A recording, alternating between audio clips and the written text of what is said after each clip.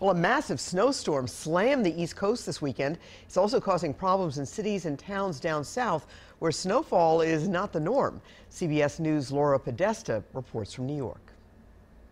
Neighborhoods in Cherokee County, Georgia are snowed in. A reported 10 inches fell in the area just north of Atlanta. Hartsfield-Jackson Airport reported 375 flight cancellations, leaving travelers sleeping on the airport floor. We have a winter wonderland here in Asheville, North Carolina. Pretty but dangerous. Thousands are without power in North Carolina. Crews work to clear ice and tree branches off power lines in order to get the lights and heat back on. In New York City, the snow started coming down early Saturday morning. It was slick on the sidewalks and roads. I definitely had to do some shopping for this. I went and bought some winter boots and a coat. In Philadelphia, fans and football players at the Army-Navy game did not seem bothered by the snow.